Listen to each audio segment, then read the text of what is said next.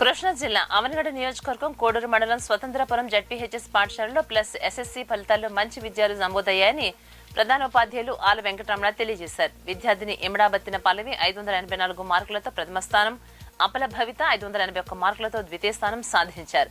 75 మంది పరీక్షకు హాజరై 55 మంది ఉత్తీర్ణత సాధించారు. ఉత్తీర్ణత శాతం 73.33%గా ఉందని పేర్కొన్నారు. ఇక మండల స్థాయిలో మొదటి 3 స్థానాలను సాధించేందుకు గాను పాఠశాల గర్వపడుతోందని పేర్కొన్నారు. ఈరోజు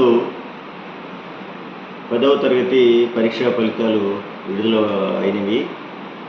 ఈ సందర్భంలో శ్రీ చామర్తి ప్రకాశ్రాయ జిల్లా పరిషత్ పాఠశాల 10వ తరగతి విద్యార్థులు ఎస్ఎస్సి ఫలితాలలో జిల్లా పరిషత్ ఉన్నత పాఠశాలల్లో అవనగడ్డ నియోజకవర్గ స్థాయిలో 584 మార్కులు 600కు సాధించి ప్రథమ స్థానంలో నిలిచారని తెలియజేయడానికి చాలా సంతోషపడుతున్నాం.